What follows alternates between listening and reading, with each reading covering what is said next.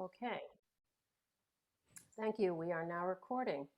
Our moderators, before I continue, and co-hosting with me is Lori Veninger from 9th Congressional District and a board member of Indivisible Mass Coalition, Aaron Leahy from Act on Mass, Executive Director, and Stella Coe, who's on the Executive Steering Committee of Acton Area Indivisible. All right, sorry, I am trying to get my slides to move again. Stuck. There we go. All right, so this evening we are doing a land acknowledgement, and the land acknowledgement is adapted from Joan Lester, who is on the Indivisible Mass Coalition Racial Justice and Equity team. And tonight we say that wherever you go in America, you are on Indigenous land. We acknowledge that those who live in Massachusetts now are on the lands of the Mashpee Wampanoag Nation, the Aquinnah Mashpee tribe, and the Nipmuc people and the native residents of Herring Pond. We recognize their legacy, their ongoing strength, resilience, and their continuing presence. Thank you, Joan. This evening, we are also acknowledging our Ukrainian friends. We are thankful and grateful for those Ukrainian people with their amazing courage and fortitude as they fight for their democracy. We are truly thankful for them. Sorry, technical difficulties, my slides get stuck. Okay, so this evening's agenda, brief introductions. I'm going to do a brief overview of Indivisible Mass Coalition and then turn it over to Aaron for an Act on Mass overview. Then David Pepper will speak to us. He's author of Laboratories of Autocracy, Why State Legislatures Are So Important. And we'll do Q&A and then share some actions, announcements, and conclusion. Reminders again, introduce yourselves in the chat. And when you have a question, type it in the chat, type ask and then your question. Indivisible Mass Coalition is a statewide organization, and it helps support, coordinate, connect, and amplify the network of indivisible groups throughout Massachusetts. We collaborate with our allies, such as Act on Mass, in order to promote and support participatory democracy. It is committed to ensuring that people are informed, organized, motivated, and have the necessary tools to engage in our democracy. Hence, we have our guest speaker, David Pepper, and we will be sharing a toolkit with you in order to help you take actions after this meeting. And we also coordinate with Indivisible National to work on our shared goals in support of our democracy. Oops, sorry, back up. Okay, so I want to acknowledge any board members that are present. I saw a few. Janine Wood from the 3rd Congressional. I also saw, I think, Karen Noti Valley from the 1st Congressional that got elected. And I think Rachel Horak is also on the call. She is from the 8th Congressional District. Lori Veninger, that I introduced before, from the 9th. And I also want to wish a farewell and congratulations to Olivia Lockett, who was newly elected from the 7th Congressional District, but has just taken a position with the Texas Democratic Party as a Deputy Voter Protection Director and Assistant General Counsel. So wonderful for her. Sorry that we have to lose her. And next, I want to introduce Aaron Leahy, who is the Executive Director of Act on Mass. She started with them in October of 2020. She is co-hosting this event with us this evening and will give you a brief overview of her organization. Aaron? Thank you, Deb, and thank you everyone for having me. Oh, you have my slides, Deb. Oh, I thought you were going to share your screen. Nope, no worries. All right, oops, back up. Oh, sorry, Deb. No worries, we'll get this. They disappeared. There we go.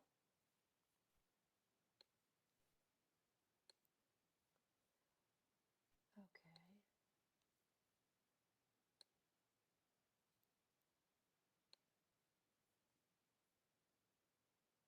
All right, Erin, hang on one sec. This is good. It's good to really build anticipation There, for my slowly. shtick. Okay.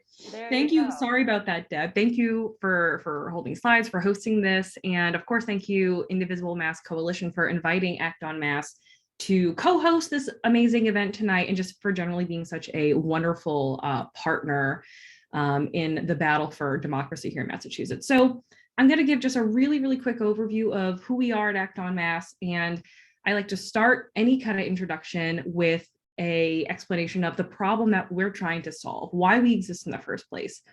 And you're going to be hearing a lot today about democracy and how it's not actually always functioning the way that we think it is, the way it's supposed to, or the way we hope it would be. And Massachusetts, for how blue it is and how progressive it is really no exception to that. And we know this because the actual public opinion of the folks here in Massachusetts is just not being reflected by the actions of the legislature. I could talk about this for hours and hours, but the quick version today is just a handful of examples of really popular and desperately needed bills that have been killed by the state legislature session after session after session, despite their popular support, even with a Democratic supermajority here in the State House. And go ahead to the next one, Deb, if you don't mind. I went to dinner with Joan and asked her. So that is the problem that Act on Mass was founded to solve, right? Which is this broken democracy here in Massachusetts. And our vision for how to combat that issue is by building grassroots power and then wielding that people power to implement actual reforms in the State House to allow the voices of everyday people to actually filter up through our government, as opposed to having an agenda being kind of rammed through top down, which is what we're seeing here in this state and all across the country. And the way we do that is by monitoring the State House, organizing statewide issue campaigns like the People's House campaign that we run with IMC and a couple other orgs, trying to encourage and strengthen advocacy through workshops, and then of course endorsing movement candidates who promise to put an end to all of the backroom wheeling and dealing. So that's my quick overview of AOM, and I'm going to turn it back to Deb.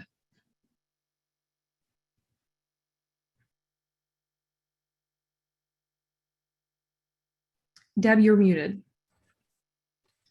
Thank you, sorry. Thanks so much, Erin. Great explanation. And now over to Stella Coe. Stella Coe is on the steering committee at Indivisible Acton area. She's been on the committee for 2 years, and she's been very actively involved with Indivisible for 4 years. Go ahead, Stella. Hi, it's my honor to introduce you to an amazing speaker and author, David Pepper, who's going to walk us through his book, Laboratories of Autocracy, and tell us what's at stake and how we can address it. And he's a former city councilman, mayor, county commissioner, and chairman of the Ohio Democratic Party, as well as an attorney who has won important battles defending democracy in our courts. And I'm just going to turn it over to him. Wow, thank you. Can everybody see me? Yes. Great. Hello, everyone. Greetings, and excited to. I've done a lot of Zoom calls all over the country. This is my first in Massachusetts, and excited to be with you. To what Erin just talked about, I actually really want to commend that, because if you read my book, and I hope people will, I'll present about a lot about tonight, but when someone writes a book, they'll say this, nothing I say tonight will replace reading the book. But one of the things I say is it's really important for blue states to push for democracy there. And when I see same-day voter registration, that's exactly what I'm talking about. We in red states with horrible democracy, we need case studies of how to make things better. And we don't need case studies of blue states of how people are doing it wrong, because the Republicans in our states use that against us. New York State, we have it thrown in our face all the time when we try and do good things in Ohio. Oh, well, New York State doesn't do that. They don't do any of that. And some of the best examples of pro-voter reforms are in blue states like Massachusetts, like Washington State, Oregon, and it helps us. So I love that you're not just looking at other states, but every time we're in control somewhere, we need to be as true to our passion for voter rights as we are when we're taking on those who are suppressing in red states. So let me just, I'm going to do a PowerPoint. It's going to take a few minutes, but most people seem to find it compelling enough to keep watching. Then we'll go to questions. But rather than just go off the cuff, I will go through the PowerPoint. I'm going to give you for those of you who are sort of used to texting things, I'm sure a lot of you get texted all the time from politicians. I want to have, if you're interested in the PowerPoint itself, and feel free to use it in other occasions. If you text, and I'll write it down right now, the words "add Pepper," this was my first campaign slogan, to the number 33777, you will get a copy of the slides, and you will also get the introduction to the book, because I really want people to read it. That's why you write a book. So with that, I'll just jump right in and walk you through the presentation. Then we'd love to open up to your questions. Oh, I need to be able to share my screen. It says it's disabled right now.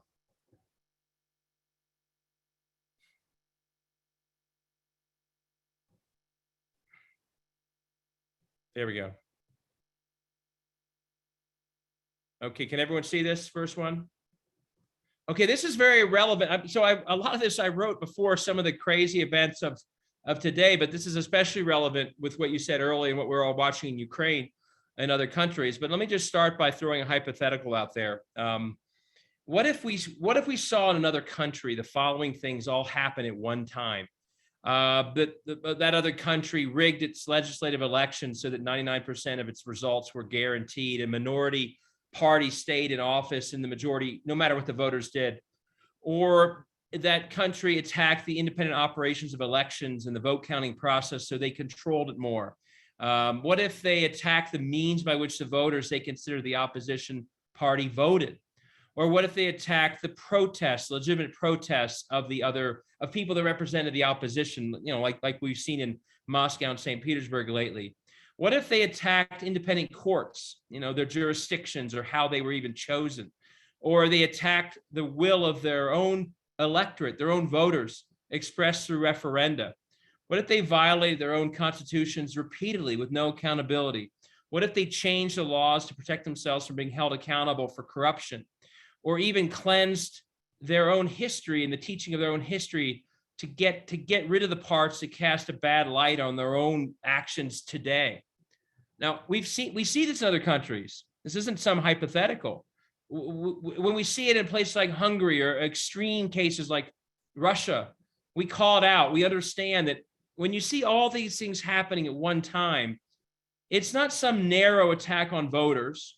It's not some one issue effort.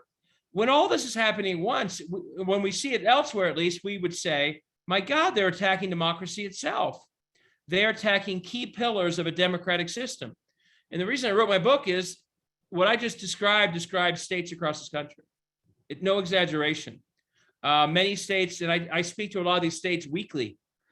It's Ohio, it's Tennessee, it's Florida, it's Texas, and this is what the book's about. They are all doing all these things right now. Not one or two, but almost every state here is doing all of them, or almost all of them, as we speak, and they have been doing it for a decade. It's not just in the last year. And we don't see this in the way we see it in other countries. I think people on this call do. Others do. By the way, Indivisible is wonderful. You guys have done enormous things in Ohio. Loved partnering with them when I was chair of the party. They were heroes in so many ways on key issues. So yeah, certain insiders, true diehards, understand the attack on democracy. But for the most part, my worry is the national media, too many US senators, they do not see this for what it is. It is an attack on democracy, as aggressive as we're seeing in other countries, but we are blind to it because we are overconfident in our democracy here.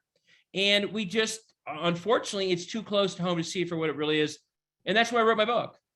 I wrote my book in about 4 months in the middle of last year when I had no intention to write a book, because I was watching all these things happen at once and no one really calling them out in the broader way that needs to be called out and responded to. And so the book is Laboratories of Autocracy, The Crisis of American Democracy. And to use that old Clinton line, it's not the economy stupid, it's the state house is stupid. That is where it's happening. We love to focus on people in American politics. Marjorie Taylor Greene, Lauren Boebert, even Donald Trump. We love to focus on the big Washington stuff. The institutions that are most dramatically and brutally attacking democracy right now are state houses. But because they're under the radar for the most part, for reasons you just talked about, no one is watching, and they still aren't watching as much as I beg media and others to pay attention. Now, why are state houses so powerful? And this is a lot of what the book walks through. Why are state houses the place that is the ideal location to attack democracy, far more than Congress? Well, I'll describe them, and I'm not the only one to do this. James Madison worried about this centuries ago.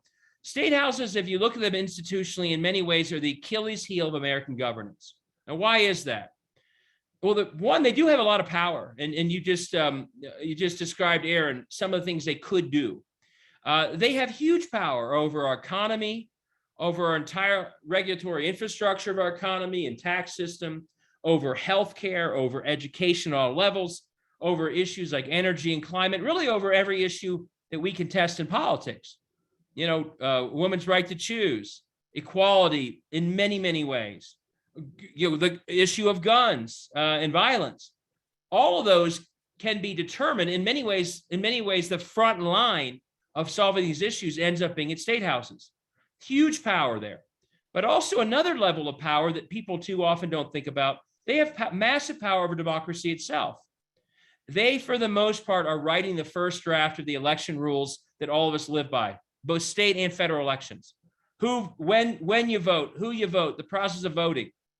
How long is the window? Can you register and vote on the same day? That's all state law. Congress can weigh in when it does with the Voting Rights Act, but as we painfully are learning, it doesn't happen enough. And that means the state houses are the first draft and often the final draft on most of what our elections look like. They also, as we know, draw district lines. They have done it for centuries, both for Congress as well as State House. And as Donald Trump found out a little too late for his ends, but it's true, they do have a major control over the presidential electoral college process. One other thing they have, by the way, and this gets overlooked too, they have the ability, and we've seen this in Ohio, I can't speak to in Massachusetts, but they have the ability to run over statewide officials. They have enough power, whether it be, overriding vetoes or whether it be budgetary power or changing the laws of how things work. They can run over governors and secretaries of state. They can change the way, and they've done in Ohio. Supreme Courts are elected if they don't like the Supreme Court. They're doing that right now in Ohio. They also control on the federal side all sorts of the ways monies are spent back in states. You can have Medicaid expansion, but if your state house doesn't want it in your state, you don't get it, even if Obama passed it. And then they also, in states like Ohio, I don't want to speak to Massachusetts, but many states, they can run roughshod over local officials if so inclined. Again, plastic bag bans, minimum wage, gun regulation. In state after state, especially red states, state houses are disallowing local government from actually writing laws about things that local people want done. So all these things are happening at once. And so they have this enormous amount of power. But here's the problem, and this is why they're the Achilles heel. As was said earlier, almost no one knows about it. Most people could not name their state member out of a lineup. They don't know what the state house does. They don't know how the state house affects them. And that creates this terrible disconnect of a huge amount of power, but almost no one back home has any idea what these people do. Now, I can't speak to Massachusetts, but for the most part around the country, that's the status quo. Why are they unknown? I won't go through all the details. I do in my book. Their elections are largely low profile, lost among much higher profile elections. The media coverage in the local media industry, especially state house coverage, dying, disappearing. Local papers disappearing, so no one gets coverage about what their local state rep is doing that they used to get. In some states, the capital is far, far away and the state house session is very short. So we have this problem, huge amount of power. Too few people know about these people, except for one group. There's a group in many of our states that are posted up in state houses, demanding and getting exactly what they want from state houses, even though the people back home have no idea. Financial interests, think of the Koch brothers, think of major industry, think of the NRA, think of very anti-choice groups. They're all over these state capitals, and they're making sure they get what they want done. They know exactly what the state house can do for them, but the folks back home don't have a clue about it. so that creates this terrible imbalance and ultimately the Achilles heel that I'll describe later that's allowing these state houses to turn into what they've turned into. But there's another ingredient that's made it far worse, especially in the last decade, and that is the extreme level of gerrymandering that we are experiencing in states like Ohio and many, many others around the country. And I'm going to summarize just how bad, and it's, everything I just described has been true a lot longer than the last 10 years. But the gerrymandering in the last 10 years has turned it into a far more extreme situation that is really careening off the rails at this point. And here's the best example of how bad the gerrymandering is. Unfortunately, Ohio is one of the states where I can walk through this. It's comparing 08 to 12. You know, we won in 08. We were all celebrating the Obama victory while Karl Rove in the right wing was working very hard to win in 2010 to control the process of gerrymandering. In an 11, they gerrymandered the heck out of our country. And here's how bad it was and how bad it is. And 8 and 12 are a great apples to apples comparison because Obama won by about the same amount in these states as he did in between 8 and 12. It was Ohio was blue both times, Michigan blue, Pennsylvania blue, Wisconsin blue. By almost the same percentage. Mitt Romney did a little bit better than McCain, but not much. Look at how bad the gerrymandering is in 2 years where Ohio was blue by the same amount both times. We had a 10 Democrat, 8 Republican congressional delegation in 2008. 4 years later, after the gerrymander, it was 12-4. It would be 12-4 for the rest of the decade. Not one would change. That's the first time in our history of Ohio that's ever happened. A Democratic state house in 2008, same blue Ohio, 2012, flips from a majority Democratic state house to a supermajority Republican state house. Michigan, Pennsylvania, Wisconsin, other states, same exact thing. Majority Democratic delegations in state houses, same blue 4 years later, majority Republican. They've rigged it so they win even when these states are blue. Here's how bad it got. Look at 2018. This was a wave year. This was a wave year when Nancy Pelosi became speaker again. We overcame the gerrymandering in Congress for her to win, but here's how bad the gerrymandering is in state house. Look at Wisconsin. A 9-point margin of victory when it came to across the entire state, Wisconsinites voting for Democrats over Republicans for the state house. But look at what that 9-point margin of victory converted into in the state house itself. A supermajority, 2/3 almost state house for Republicans, even though Democrats won by 9. Same story in Pennsylvania, Michigan, Ohio was about 50-50. They still have a supermajority. When I talk about Orban, this is what Orban of Hungary would admire. Wow, you didn't even win and you got a supermajority? That's incredible. This is as extreme as it's been. 18 shows it about how untethered these state houses are from the people of these states. They're just not connected to them. But there's one other graph I'm going to show you about just how unconnected they are, and that's this one. Not only do they guarantee themselves a majority, which I think for most people is about as far as they do the analysis, and that's pretty bad. What they do is they guarantee that of the people in their supermajority, almost not one of their elected officials ever is in a real election. They are totally unaccountable. This is the margin of victory of the 62 seats Republicans basically control in Ohio for the last decade. And I didn't even know this until I did the data, and I've been around. This is the key for them. It's not just being in charge, it's being in charge to the extent that no one can challenge them in any election, not almost one of them. 17 of their 62 seats averaged a 50% margin of victory for a decade. The next 21 averaged a 30% margin of victory. The next 20 margin of victory. That's 50 right there, who never will worry about an election. And then the next 12 seats is double-digit wins, guaranteed. They basically, and this is the thing in my book that before I wrote it, it never really occurred to me. We're dealing, because they have 8-year term limits in Ohio and many other states. We are dealing with an entire generation of state house officials who have never been in a real election in their entire time in power. They are basically devoid of democracy. What they go through and experience has nothing to do with what you and I would think is a democratic process. That's why it's so warped. That's why it's careening into such an undemocratic direction. These are people who essentially came to power outside of anything that we could define as a democracy. And that sounds so extreme, but these numbers show that that's exactly what's happening. And so what happens when you have an entire generation devoid of democracy, an entire decade? It turns out the incentives that we all assume come from being a democratic system all disappear. In fact, they turn upside down. And we see this in Ohio, we see it in Tennessee. So when we have a robust democracy, we assume that the people who are elected actually want to serve public outcomes and make them better, because that's how you get reelected. Improve your schools, improve healthcare, invest in infrastructure, make small towns succeed.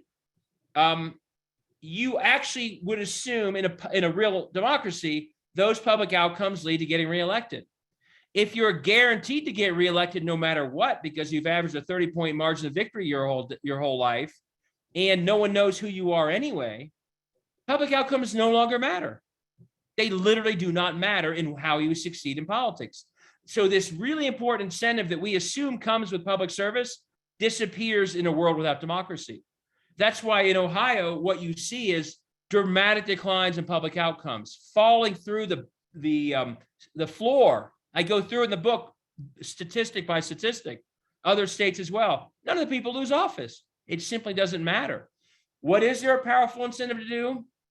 Serve those private interests that are camped out in your state house. Keep them happy. What do they generally want? Public dollars. For-profit charter school companies, online schools, they want public school dollars. Energy companies in Ohio and other states, they want bailouts or privatization. They want trickle-down economics. So how do you succeed in this screwed up world of non-democracy? You keep them happy, largely using public resources, and the public outcomes that automatically suffer as a result don't matter. So what you see is a nonstop serving of these private interests at the expense of the public. That's actually how you get reelected in a system of democracy. A couple other incentives that could turn on your head. You know, when you're running for office, you normally think that you should be talking about things that are popular with the people. But in the world, that's how you would win, right? You know, common sense gun reform, it's really popular. Being pro-choice is actually quite popular in almost every state in the country. But in the world without democracy, it no longer matters. In fact, if you're an extreme district that's gerrymandered, you do better by running on extreme issues. So in a state without democracy, we literally have people whose incentive is to be extreme as opposed to push popular ideas forward. There's no incentive to work across party lines. And because everything depends on everything you've ever done in these offices would actually guarantee that you would lose in a real democracy. You know, you're too corrupt, you're too extreme, your public outcomes are terrible. You have a very powerful incentive in these systems to continue to attack democracy as much as you can. Because the one thing you know is you've never been in a real election, so you're scared to be in one, but you also know your time in office has actually created a really bad record if you ever faced a real election. So these people have this huge incentive to continue attack democracy, not only help them win the presidential election, which they're doing it for that reason, but to help them get themselves reelected. So that's sort of the big picture, quite depressing picture of what happens in these states like Ohio that have essentially had basically a decade without democracy. But I'm going to make it worse for one more second before I make it a little better and tell you what we can all do about this. I've walked through, it's the Achilles heel. I've walked through, they have enormous power over democracy. I've walked through how too few people know about it. Here's the problem. Before I wrote my book, some people did know about all this. And you've probably all heard of the group ALEC, and you know about the Koch brothers. And a generation ago, they figured out that the best thing they could do for their agenda was not get it through Washington, but do exactly what I'm talking about, taking advantage of the Achilles heel of governance, which is state houses. Why? Because the state houses can accomplish things on all the substantive issues they care about, but also because those things are deeply unpopular, those state houses can subvert democracy so that they can keep pushing these things over and over and over again when they wouldn't be able to push them in Washington. There's a reason Mitch McConnell doesn't want Rick Scott to talk about the agenda, right? Because it's really unpopular and they know it. State houses, you can push unpopular things and get reelected because of what I've described. So what we've seen for a generation is the hijacking, the harnessing, the weaponizing of state houses to accomplish this very right-wing agenda. All these issues are being pushed through state houses, undermining efforts to tackle climate change, privatizing education, gun laws, reproductive rights, attacking organized labor, that overall movement of public resources to private assets. This is the agenda of these state houses, pushed by these groups. ALEC basically is hot wiring all these state houses, do this all in conjunction. And they've been successful. Now, all these issues listed here, almost every one of them is deeply unpopular. That's why they go to state houses to do it. They would not succeed long-term trying to do this at other levels. They can do it at the state house. So my book is called Laboratories of Autocracy, not just to have a cute title. It's to describe how these places operate. They really do operate as laboratories. And with the help of ALEC here, they actually communicate and learn from one another as they push all these bills forward and all these ideas. And so I take some time in my book to walk through what are the lessons they've been learning as they've done this for a generation, but especially intensely the last decade. Well, they've learned what I talked about in that prior slide. They learned the popularity of an issue doesn't matter. These state houses can push things like that horrific Roe v. Wade bill in Texas, the one attacking it. As unpopular it is, the people will get reelected because of gerrymandering. So same with, the gun laws they're pushing in states like Ohio are only supported by 10% of the people. But again, because they're in these ridiculous districts, they can do it over and over and over, and it doesn't matter. In fact, what they have learned is the less popular an issue is, the more it makes sense for them to go to a state house to get it done, because it wouldn't get done in other places. State houses are where you go to get really bad and unpopular things passed if you're the far right. They've learned that secrecy matters to keep donors hidden, so they've tried to keep this all somewhat secret. They've learned number 3, what I described, legislators can overrun statewide officials. Happens all the time. We've seen it in Ohio. 4 and 5 are really important.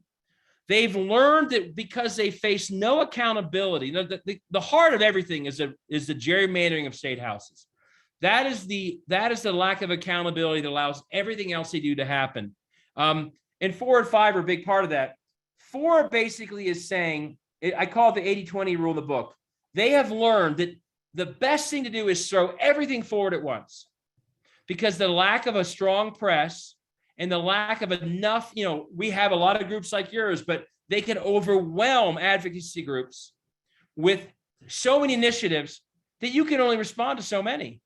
And that's their strategy. So if they push through 20 or 30 every legislative cycle, maybe 4 or 5 get in the newspaper, maybe 2 or 3 get really controversial, maybe 2 or 3 get stopped, while the other 28 go through and no one even wrote a story about it because they couldn't.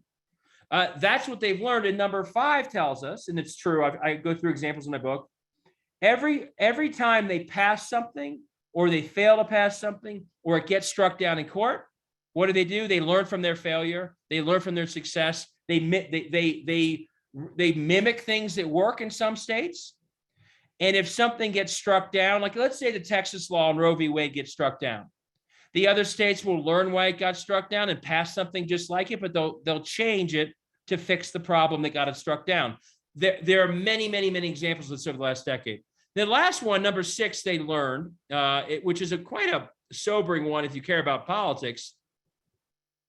They learned the politicians actually don't matter in the systems they had created in these state houses. They have learned that even if a politician, that no matter who's in these offices, they are all responding in the same way to those incentives I described. If someone resigns in scandal, if someone passes away, if someone is term limited, if someone runs for Congress and wins, in all these states, and I go through it, the next person up just does the same thing the person who left did. They all are doing the same thing within the incentive structure that I described. And that's why across the bottom, I mentioned what matters to them more than the politicians. They don't care if it's Barack Obama or the worst candidate ever. They care that it's someone who does what the incentives would have them do. That means what they care about more than anything else is keeping those incentives in place, which means the bottom line here, they care about making sure that lack of democracy exists in these state houses. They don't want real elections, and they want to suppress the voices of the opposition as much as they can so the politicians keep behaving in the same way. And that's why what we saw over the last 12 years was so brutal. nonstop voter suppression, weakening the voices and the voters that they believed threatened them. They did it through gerrymandering they talked about. They did it especially harshly against the Obama coalition, because the Obama coalition turned the states I described blue. They weren't mad just because Ohio was blue and helped Obama. They were mad because they lost the state house when the Obama coalition voted in 2008. They were mad that they lost the Michigan state house and the Wisconsin state house. So suppressing a vote is key for them to keep their control of these state houses. They attack organized labor because labor supports a lot of the efforts that threaten them. Mid-decade, they began to undermine election outcomes. This was sort of a second generation of what they're doing. The first generation was suppressing the vote, voter purging and gerrymandering. The second generation of their attacks on democracy came when Gretchen Whitmer won and Cooper won in North Carolina, and other Democrats started winning statewide offices in some of these states. They began to attack the powers of these newly elected Democrats because they didn't like that they had lost the election. They didn't accept the loss, and this is a forerunner of what we're living through now, right? They didn't accept that Cooper won in North Carolina. The minute he won, within a month, they started doing law after law to weaken his powers. And they started doing that in other states as well. And then the last one on the list, and you saw this in Florida and Maine, and you saw it in Missouri, and you're seeing it now in Ohio. They literally will ignore straight up the results of citizen-led ballot initiatives that change state constitutions. They just won't do them. And they find, again, these lessons. What did they learn from all these very extreme tactics? It works. It's worked. I hate to say that, but it's true. They have found that they're never held accountable, even for everything they do on the left. And by accountability, I don't mean that some of their laws haven't been struck down. They have been. But they have found that the people who push what they're doing never lose office because of it. They themselves never face accountability. So what do? They never stop fighting. They never stop. If they fail, they do it again and again and again. And we've seen that in Ohio. We won in court 2 different times, striking down one of their attacks on early vote. It was the 3rd time that they finally won. So they've learned that there's no accountability, so they keep fighting and fighting and fighting. And so that's why, not to pile on, but 21, we're just seeing more of the same. This is not because of the big lie. This is an extension of a decade of attacks on democracy, rigging as many legislative elections as they can, doubling down on voting rights attacks. The attacks on early vote after Obama are now attacks on drop boxes. No one cared about drop boxes when people in Anchorage and Salt Lake City were voting with drop boxes for 5 years. But when Black voters started voting in 2020 in drop boxes in Atlanta and Detroit, all of a sudden they got to get rid of them. It's just an attack on the opposition they think threatens them. Now they're stripping elections officials themselves of power. Secretaries of State, that's just an extension of what they were already doing. Now, 4, 5, and 6 show you they're getting more and more extreme. They're legislating based upon a blatant lie. They're stoking vigilantism, as we see in that Texas case. And they're doing what I mentioned in the first slide, censoring history. But all of this is an extension of a nonstop attack on democracy that is ultimately rooted in the lack of accountability of these state houses. So I'm going to close with this part and then go to what we can do about it and then go to questions. But here's a very quick summary of where we stand right now. And this is maybe the most important slide of the presentation. We have 2 different battles happening in America. We don't see it that way, but we do. Our side, Democrats, independents, the media, have generally viewed politics as a battle over elections. That side assumes that democracy is intact and stable, right? And that side also is confident, rightfully so, that its views of the world are actually the popular views of the majority of Americans, and they are. Common sense gun reform, climate change, pro-choice. These are mainstream views. And so the Democrats view the battle as, well, let's go win elections talking about our views because people agree with us, we'll win. And then when we win, we'll get these things done. And that quickly becomes a strategy due to efficiency. Well, let's focus on federal races because if we win the White House, Congress, Senate, you name it, then we can get it all done. And that quickly means we are focused on federal elections in swing states and swing House districts in federal years. That's one side's battle, right? And we get especially excited in years like when the president's up. What's the other side's battle? They understand everything I described about laboratories of autocracy, and they understand, most importantly, that their worldview is deeply unpopular. They know that if they were to run on a fair playing field elections year after year, they would lose and lose and lose. So their battle is not about elections on a fair playing field. Their battle is over democracy itself. They understand that that if there's a robust democracy, they will not get what they want on any of the issues I talked about, because they are losing with the people. So their battle is hinged on subverting democracy. If you read Jane Mayer's Dark Money, they essentially say that.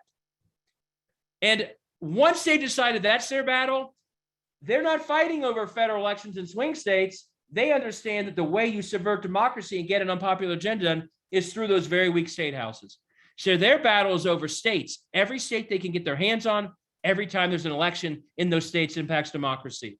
What happens when these two sides match up? Who wins? The side on the right is going to win, because they're battling over states every single year, not just a few swing areas, not just a few federal years, all the time, every year. And they're always gaining and gaining and gaining. And until the side on the left, and this starts to get to solutions, until the side on the left figures out that the battle on the right is where the battle really is. It's over democracy. It's over state houses. It's over boards of elections. It's over state Supreme Courts. Until the side on the left starts fighting at all those levels in all these states, knowing that the stakes are democracy itself, the side on the left is going to lose. I mean, we won the federal races that we wanted to win in 2020, didn't we?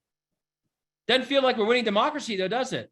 Because they were focused on their much deeper strategy of state house, state house, state house, and they used the federal tools that they can, like the filibuster, to stop us at the federal level. So the bottom line is, until we start to reclaim democracy itself, I'll skip some of these, as where the battle is, until we adjust our strategy accordingly, we will not win this battle. Once you decide, as we all must do, and you already have, but once we broadly have decided that our battle also is about democracy itself and not just winning a few federal elections to get certain things done, it changes almost every strategy we undertake, doesn't it? One, we figure out it's a long-term battle for democracy. We need to stop measuring our results on each federal cycle based on how we do in federal elections. We have to start thinking about what does success for democracy look like long-term, and that's how we set our goals. And I'll give a really good example of that. Obviously the suffragists knew this for a century or more. John Lewis knew it. Martin Luther King knew it. They knew it was a long battle, and you can never stop fighting that battle. Stacey Abrams, though, knew it in Georgia. If I happened to go to law school with her, so I watched her battle all this time. If she had judged her battle on some short-term federal clock about whether or not she was a swing state in a federal, she would have never gone anywhere. But she knew that the battle for democracy in Georgia was a long game of energizing voters and registering voters and battling voter suppression over and over and over again. And sometimes that meant she ran, and other times it meant she created organizations. She kept going. In 2018, she didn't quite win that race. It was a very tainted election. But she, at the end, said, we made progress. The rest of us probably didn't understand what she meant. 2 years later, we all did. She knew it was a battle for a long game in Georgia. We have to understand that, and we have to fight it that way. We have to fight in all 50 states. I loved what you said, as I said to start. We have to learn that when we are fighting that democracy game, long game, blue states need to live as high as they can to our voting rights values. It's good for your voters, but it's good for everyone across this country when states like Virginia and Washington State, Oregon create sort of the sort of major league voting rights protection infrastructure that every state should have. That helps yourself. It helps us, though. It helps everybody. We have to invest in a different way.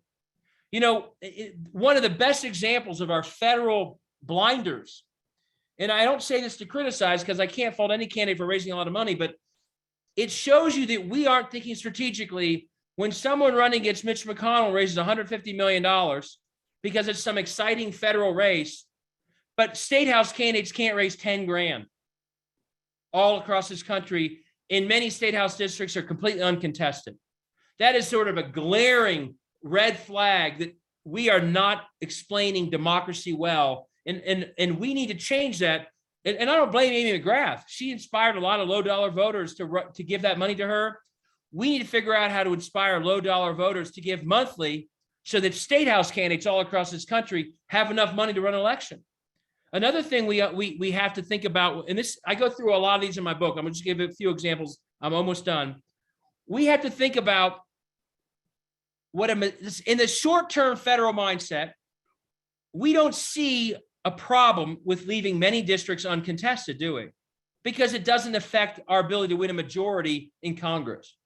But in a long-term battle for democracy mindset, it's a disaster that in state after state, we have 20 or 30 seats in state houses uncontested and even more underfunded. It means that the entire state house mechanism that undermines democracy isn't even on the radar of millions of voters. It means our democratic message is not in any parts of rural America because there's no local candidate who's carrying that message. So we have to start thinking about how do we recruit and how do we make running for state and local office in red areas easier? How do we support those people more? One final one I'll talk about is we also have to get out, and it is so hard to do this. We have to get out of this very narrow way of looking at all this as for or never Trump. The attack on democracy came before Trump was even president. It will continue after he's gone from the scene. Let's say he gets arrested tomorrow and he's in jail. I don't know. You think they're going to stop attacking democracy? They're not. But we define too much of politics today as never or for Trump.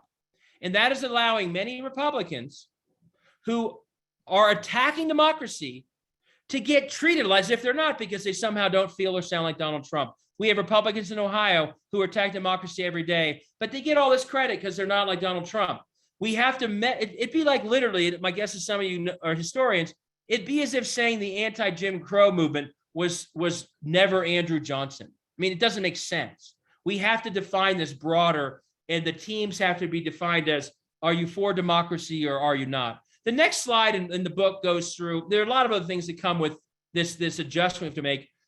The next slide goes through, there's something more, many more things I believe we all can do to fight for democracy than we typically consider.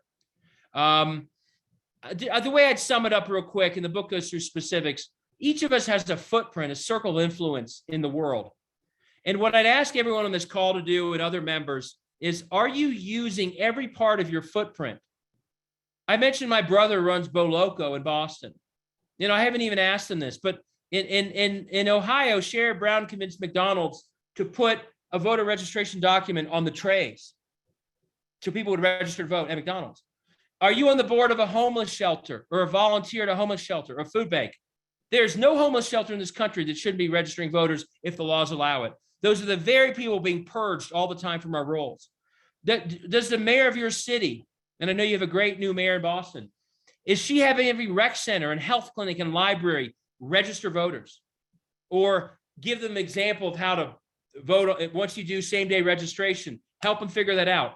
Every single part of all of our footprints should be used to lift democracy.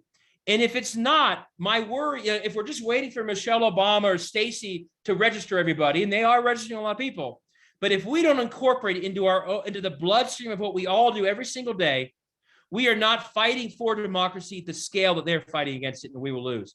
So we all have to incorporate it much more into what we do every single day. And every one of you on this call can do it not just through Indivisible, but through every other aspect of your life. If you run a small business, use a small business to lift democracy, on and on and on and on. I'll just close by, this is what John Lewis was talking about when he wrote this to be published posthumously. When he said freedom is not a state, it's an act. It's about all of us to undertake continuous action. And there's so much we have to do. We have to come to terms with what the attack really is. I'm an optimist. We can still fight back, but they've got a big head start, that there's a lot more power in all of us. And I think we appreciate to fight back. So with that, I will stop sharing and stop talking and open up to your questions. Thanks, everybody. Thank you, David. That was terrific. I'm going to ask Stella to kick off our Q&A. We've got many questions in the chat box. So Stella, go ahead. Okay, first question. Please talk about your idea to treat every candidate as a champion of democracy. Oh, yes. That is one of my favorite things. I saw this in Ohio. I saw the good and the bad, and I tried to address this chair. We treat the swing district recruits like heroes all the way through. But we don't treat the ones running in gerrymandered districts as heroes too often, except the day they announce.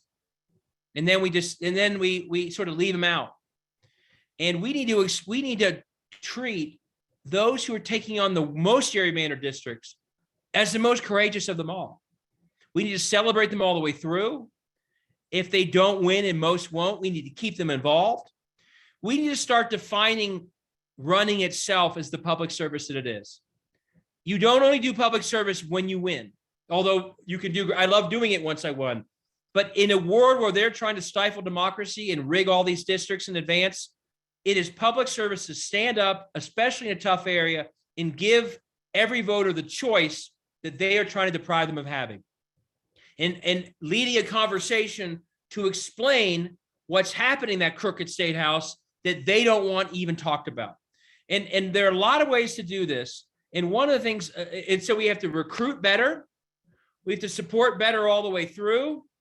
And we have to give money to candidates who are doing this. Again, I'm working with Missouri. Had one of the best things about writing my book is the number of people who come forward since that I've met who are doing really cool things that have been overlooked because people have this federal myopic mindset. Missouri started a program that I want to expand to many states that basically convinces people to give low dollar monthly contributions, not to that sexy Senate race, but to a fund that will ultimately mean that everyone who runs for the state house in Missouri gets enough money to actually make some noise, to actually talk to the voters.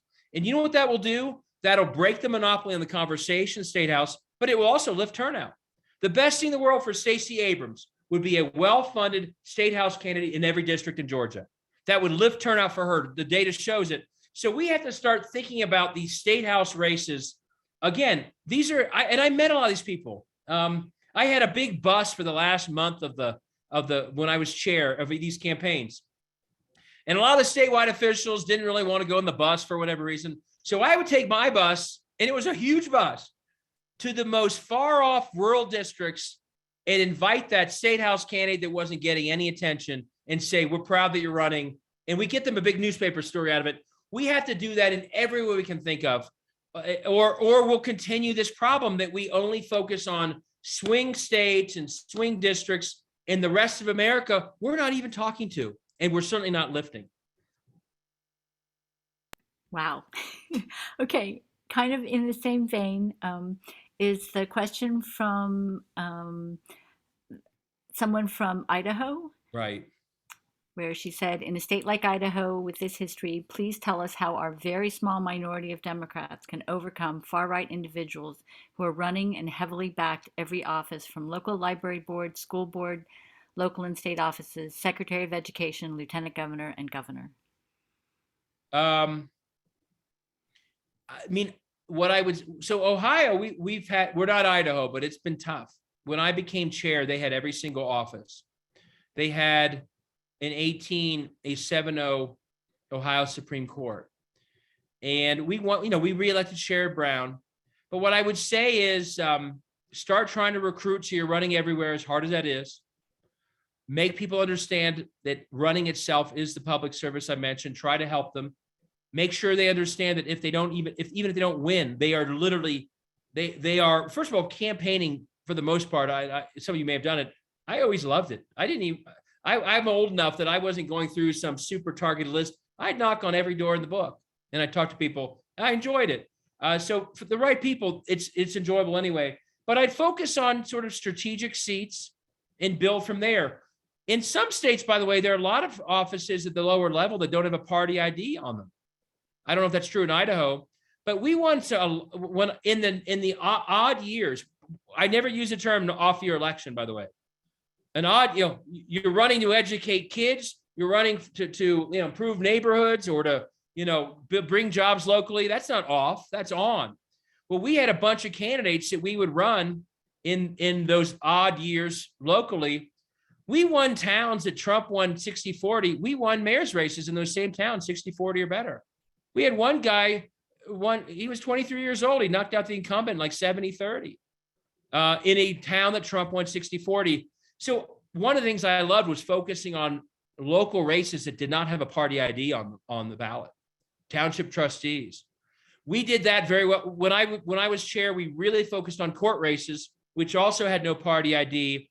And we took a 7-0 Republican Supreme Court and won 3 out of the next 4 years, so that we have 3 Democrats and a moderate Republican out of 7.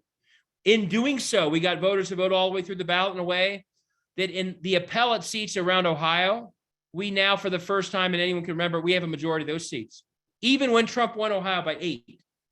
So the point is, think about all those levels. Really think about the ones that may not have party ID next to them. That was one of our favorite strategies.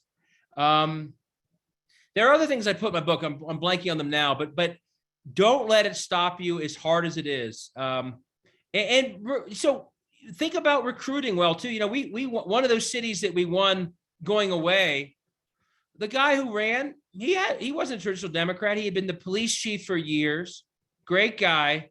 I met with him 2 days before his run. Again, this was a town that Trump won 60-40.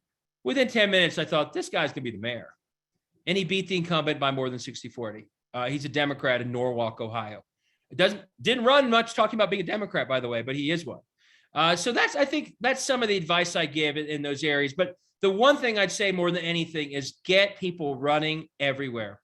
And I'm going to put this down. If you're interested anywhere, and I know a lot of you are in Massachusetts, but if you're interested in learning more or being part of this concept where a group of people is trying to raise money so that everyone gets support and not just a few swing candidates, you can text the number or email me later, every district, to text the words every district to 33777. And I can start linking you up to some of the town hall meetings that we're having on this mechanism we're creating that does this everywhere. We're trying to do it in Georgia, Ohio, Florida. If we can get a critical mass of people, I mean, it would make a huge, huge difference if we started running, again, not just running, but enough support so that they actually have a message that people are hearing. Great. Thank you. Go ahead. David, I want to acknowledge the time. It's 8:01. We said we'd go until 8. We can stay an extra 15 minutes till Sure. 8:15, if that's okay with you. If people need to leave, we understand.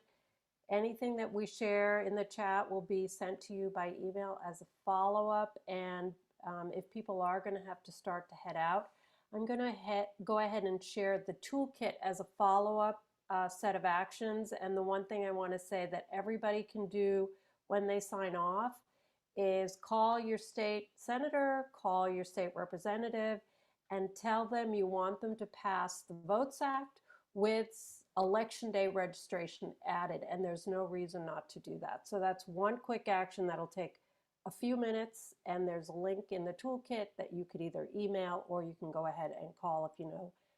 Let me just say too, one of the steps I put in my book is exactly what Aaron's doing. Every state needs to have an intense focus on their state house because most people just are not seeing it. So it's wonderful that you're doing that. Patricia Boyden asked me, and I can do this real quick, if I could show that slide again. I hope that maybe she's sort of speaking for others too, on the gerrymandering slide. So what I showed here is across these states, if you add up the total votes for a Democrat running for state house versus a Republican running for state house, on the left, you'll see the Democrats got a good deal more votes. And an 11-point victory in Pennsylvania. 11 points statewide in a state like Pennsylvania or Ohio is a massive, rout. Yet, even though the people favored Democrats for their state house, 44, the districts are drawn in a way that the Republicans still have that majority.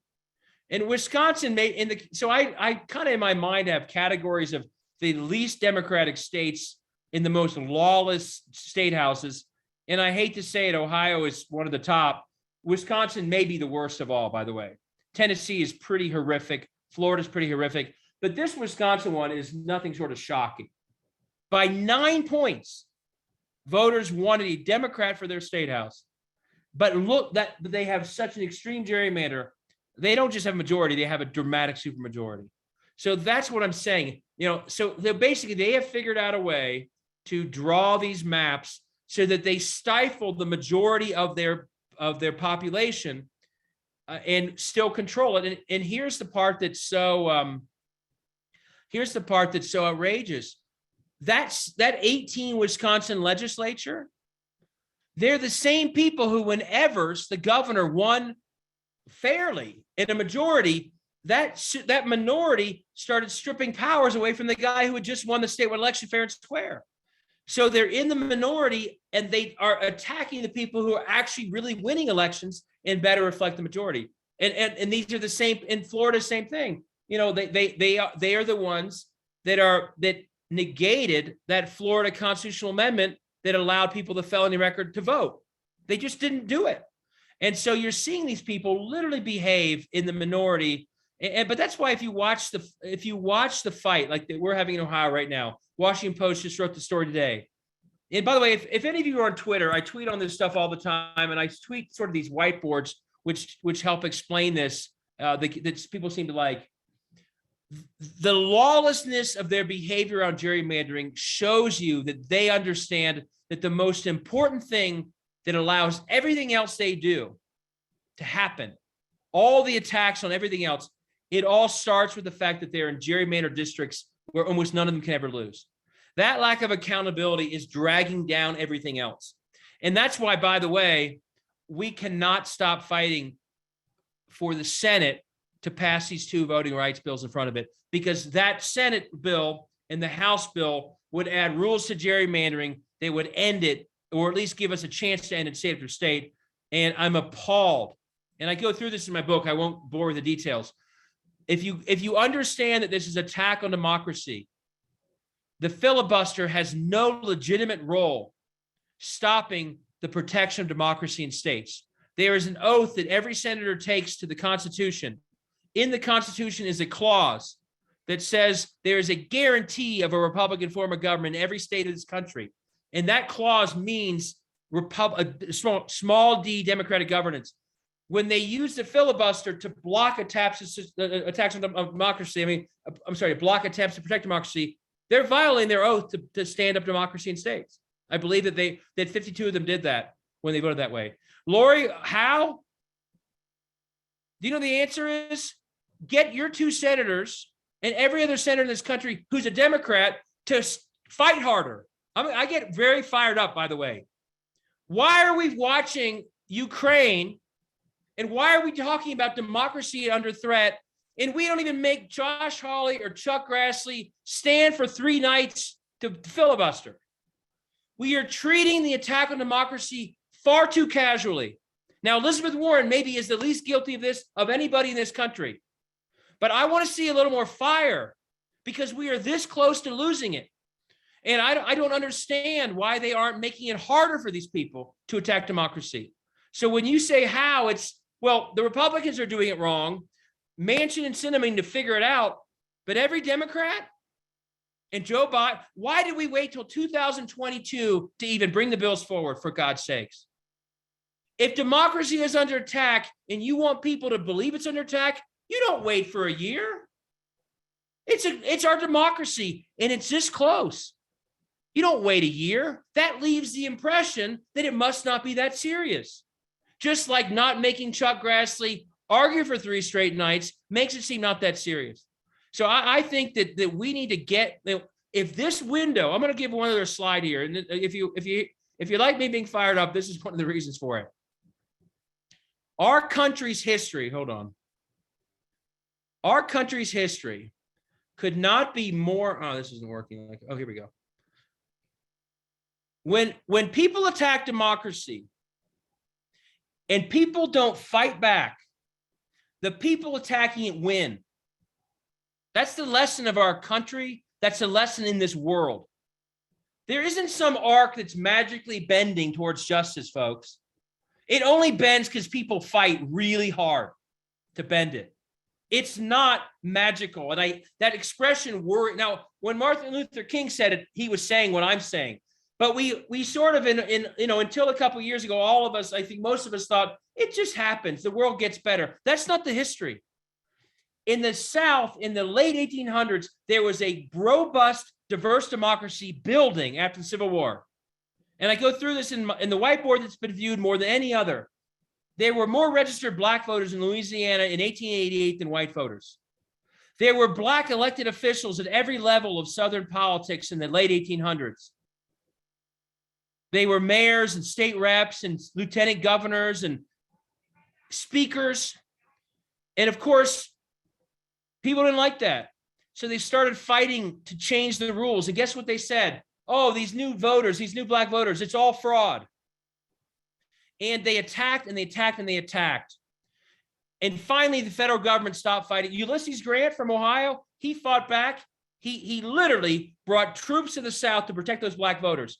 And he stood up that new democracy. But by 1890, there were too many deals cut and they didn't fight hard enough. And the lesson is, if you stop fighting amid a relentless act of democracy, they win. By 1906, only 1,000 of those 130,000 Louisiana Black voters remained on the rolls. A few years later, it was 700. And all those Black elected officials never elected again. And a 25-year-old in 1888 who saw Black elected officials in his life everywhere, not women, but men, by the time he was 45, for the rest of his life, he'd never see another one. That's what happens when you stop fighting. And that's why when I watch this Senate and they stop fighting, they tried one time. They're going to quit? Come on. I mean, I'm sorry to get so off track, but they need to fight and they need to act like they understand the stakes, because the stakes are as high as I'm talking about. And the history could not be more. I don't want my 5- and 7-year-old in the next room wondering why I'm yelling so loudly, to be fighting till they're 50 to get back what we blew. Right. And so I think it's not just, we can blame Democrats, we can blame Republicans. They're the ones fighting democracy. We have it. The fight for democracy ends up where it's the strength of those who fight for it that matters. The people against it are always going to fight against it. If you're for it, how hard are you fighting for it? And if you quit, you're going to lose. Sorry. Got it. Aaron, Next question. Yeah, Aaron, do you have a couple more? And we have about 4 minutes left, so maybe one. Yeah, I was going to be picky and choosy. So you've covered a couple of the questions, I think, already, David. One, I think you can answer this shortly, and there's maybe one other I'd like to ask. So Okay. someone asked, in red places in red places in quote unquote very blue Massachusetts, the RTC is going after all municipal elected and appointed seats. Do you see this as a tactic to build a pipeline to state houses? RTC, remind me that is. Republican Town Committee. Oh, yeah. I mean, definitely. It's not only, the one thing I would disagree with is we often, because we still have our federal mindset, people would say, well, that's good you're running in that area because it's building your bench. Like, what do you mean it's a bench? The mayor of that town, it really matters. That mayor could actually register voters or, make voting easier, you name it. So it's not only building a bench, they understand that power rests in these offices. Power rests in school boards now. We see it every day. Huge power rests in state houses. For too long, even Democrats, they just assume, well, the reason you run for state house is because you may run for Congress someday. That's now the Koch brothers see it. The Koch brothers want the state house. ALEC is not about governors. It's about state house members. That's what they care about. So absolutely, they understand where power is. We're always looking for exciting candidates. Like, they don't care if a candidate's exciting. They want power. And I want exciting candidates, by the way. They're the best kind. But if someone running in that gerrymandered seat is a well-known local person who's just got they're a good heart, they can't give a great speech, let's go help them win. Let's not be as picky as sometimes we are. Great, thanks. Next. Aaron, the next question? I think just one more. So there are a few differences other than just strategy that make the GOP's quest for power easier than maybe the left's quest for power, right? And that could be that they have a more homogenous voting bloc that supports them. And they also have giant corporations funding their efforts in a way that Democrats don't, or don't always. So how can we compete with that and those resources? Okay. I'm going to beg everyone to buy the book, because if you liked what I've done today, the book goes through it all. Here is what I'd say on this one. And I put this in the book's sort of recommendations. We struggle with messaging for all sorts of reasons. But if you listen to what I said about what they do in state houses, it's a massive transfer of public assets to the private. That's basically what they're for these days. They have been captured by private interests who want bailouts and subsidies, and they want to run small, for-profit schools with public school money, you name it. Part and parcel, inextricably linked to that is dramatically declining public outcomes. It's automatic. If you're robbing the public of billions of dollars that are meant for the public to services they like, and that's what you're doing, you will see. And my first chapter about Ohio is all about how in any measurement of Ohio, the public outcomes are cratering. They're falling apart. And to answer your question, the way I would run for governor, if I were to run, or the way I would run in any of these states, would be to identify the 3 or 4 public outcomes that are, indefensibly collapsing. And the good news is those public outcomes appeal everywhere. And I'll just give us some examples. I'm in Utah skiing, so I'm not as up to date on my memory as I should be. Laura Kelly, the governor of Kansas, a Democrat. How'd she do that?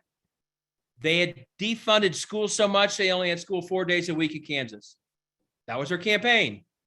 You all know who Chris Kobach is, right? That horrible Secretary of State. She didn't run on how bad he was, although we could all talk about it all day. She ran on the fact that they only had school 4 days a week. And most people sitting around their kitchen table are thinking, yeah, what the heck is that? And she grounded her TV ads as, hey, look up her ads. I grew up in Kansas. I believe in Kansas values. And one of my values is a good education. Why do we only have school 4 days a week? And she's governor. Gretchen Whitmer ran on the roads falling apart. Fix the damn roads. Beto O'Rourke, what's he running on? There's so much he could run on in Texas.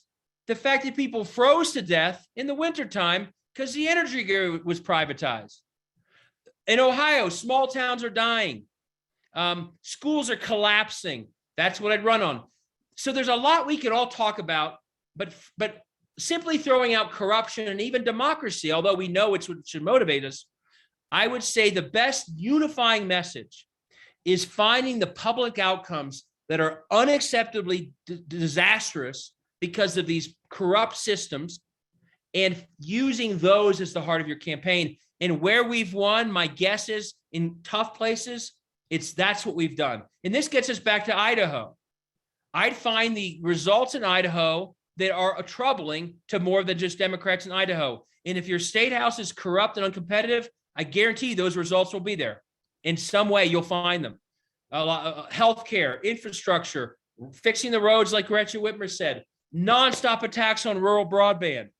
Somewhere in all these corrupt states will be outcomes that can win elections. And to your question, these do not require us to micro-target the Democratic coalition, because a small town needs infrastructure as much as East Cleveland does, and it needs a good public school as much as Cincinnati does. And healthcare is the same thing. So I think that would be my best advice is we have a bigger, broader coalition, good for us. It's a diverse coalition. That's America 2022. In the long run, that's a massive strength. But on the messaging, especially in these tougher states, they want to distract or hide their agenda.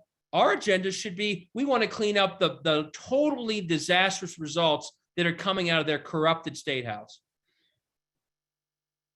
Great, thank you. And I think on that upbeat, positive note, to clean up the disastrous results, we're going to have to end the meeting. So thank you so much. Thanks all. I really enjoyed it.